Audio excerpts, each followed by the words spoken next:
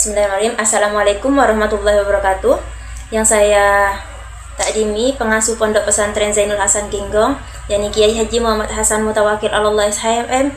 Yang saya hormati Bapak Rektor Universitas Islam Zainul Hasan Genggong, Bapak Dr. Abdul Aziz BAMAG. Yang saya hormati pembimbing 1 Ibu Dr. Wahyu Lestari MPD.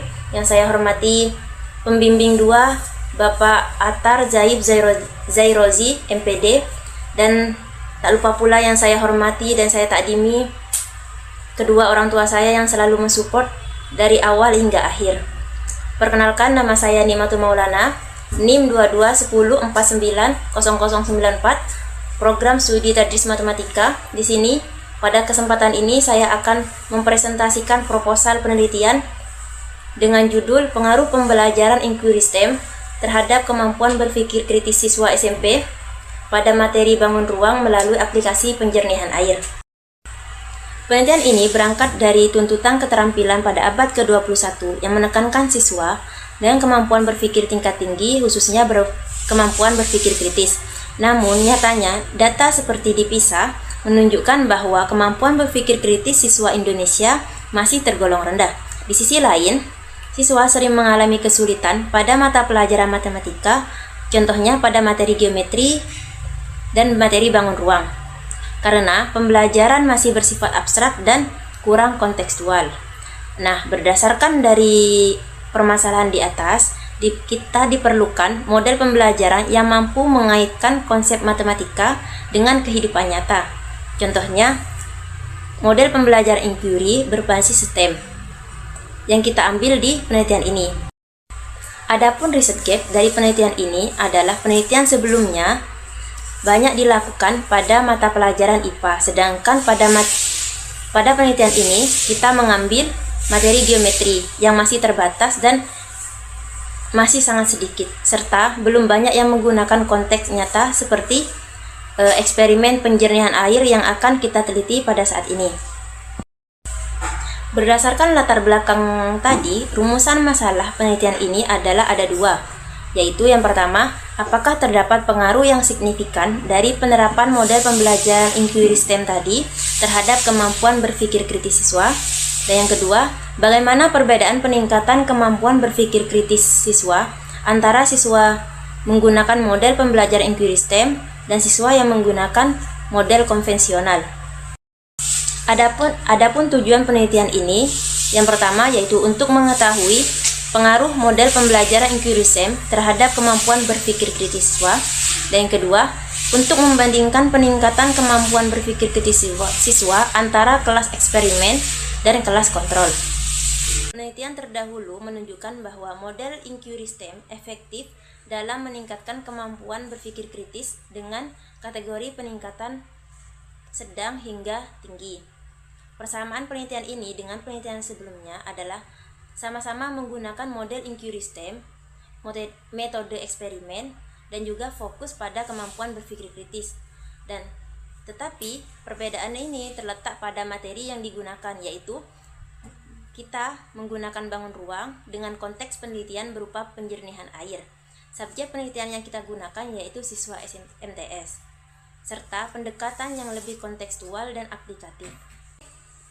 Pada bagian kajian teori, penelitian ini didasarkan pada beberapa konsep utama sebagai landasan penelitian. Yang pertama, ada model pembelajaran inquiry. Model inquiry menekankan proses menemukan pengetahuan melalui kegiatan penyelidikan. Siswa tidak hanya menerima informasi, tapi juga aktif mengajukan pertanyaan, mengumpulkan data, menganalisis, dan juga menarik kesimpulan. Model ini melatih kemampuan berpikir tingkat tinggi siswa, terutama pada kemampuan berpikir kritis. Yang kedua, ada pembelajaran berbasis STEM.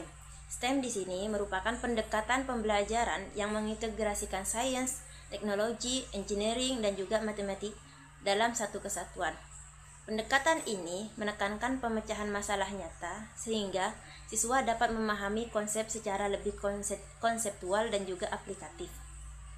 Yang ketiga, ada model pembelajaran inquiry berbasis STEM. Model ini merupakan kombinasi antara inquiry dan juga STEM. Dalam model ini, siswa melakukan proses penyelidikan sekaligus menyelesaikan masalah nyata dengan pendekatan lintas disiplin. Hal ini membuat pembelajaran lebih bermakna karena siswa terlibat langsung dalam proses berpikir dan juga pemecahan masalah. Yang keempat, ada kemampuan berpikir kritis. Kemampuan berpikir kritis adalah kemampuan untuk menganalisis, mengevaluasi, dan juga membuat keputusan secara logis berdasarkan bukti. Indikatornya meliputi kemampuan mengidentifikasi masalah, menganalisis informasi, menarik kesimpulan, dan juga yang terakhir memberikan alasan yang rasional. Yang kelima, ada eksperimen penjernihan air dalam konteks STEM. Eksperimen ini digunakan sebagai konteks nyata dalam pembelajaran geometri. Siswa akan melakukan proses penyaringan air melalui prinsip sains dan rekayasa, sekaligus mengaitkannya dengan konsep matematika seperti bangun ruang. Kegiatan ini tujuannya untuk membuat pembelajaran lebih konkret dan juga relevan dengan kehidupan sehari-hari. Yang keenam, ada hubungan model inquiry STEM dengan kemampuan berpikir kritis. Model inquiry STEM mendorong siswa untuk aktif bertanya, menganalisis masalah, dan juga mencari solusi berbasis data. Proses ini secara langsung melatih kemampuan berpikir kritis siswa untuk terlibat dalam kegiatan analisis, evaluasi, dan juga pengambilan keputusan. Nah, berdasarkan kajian teori ini dapat disimpulkan bahwa model pembelajaran inquiry STEM memiliki potensi kuat dalam meningkatkan kemampuan berpikir kritis siswa, khususnya pada materi geometri bangun ruang. Penelitian ini menggunakan jenis penelitian kuasi eksperimen atau eksperimen semu. Disebut eksperimen semu karena penelitian ini tidak melakukan pengacakan secara penuh terhadap subjek, melainkan menggunakan kelas yang sudah ada. Desain penelitian yang kita gunakan adalah pretest, posttest, kontrol, group design, yang terdiri dari kelas eksperimen dan juga kelas kontrol. Populasi dan sampel. Populasi dalam penelitian ini adalah seluruh siswa kelas 9 MTS Nurul Istifadah pada tahun ajaran 2025 sampai 2026. Sampel penelitian yang diambil menggunakan teknik purpose sampling, yaitu pemilihan sampel berdasarkan pertimbangan tertentu. Teknik pengumpulan data dalam penelitian ini terdiri dari dua, yaitu yang pertama ada tes dan non-tes. Yang pertama tes. Tes berupa pretest dan posttest untuk mengukur kemampuan berpikir kritis siswa. Sedangkan non-tes yaitu berupa lembar observasi dan angket sebagai data pendukung dari data tes. Pada tahap uji analitis data, penelitian ini menggunakan beberapa uji statistik yang dilakukan secara bertahap. Yang pertama, ada uji normalitas. Uji ini bertujuan untuk mengetahui apakah data yang diperoleh berdistribusi normal atau tidak. Data yang normal menjadi syarat untuk melakukan uji ke statistik parametrik. Yang kedua, ada uji homogenitas. Uji ini digunakan untuk mengetahui apakah varian dari kedua kelompok tersebut, yaitu kelas eksperimen dan juga kelas kontrol, bersifat homogen atau sama. Jika data homogen, maka perbandingan antar kelompok dapat dilakukan dengan lebih valid. Ketiga, ada uji T, yaitu kita pakai independent sample t-test.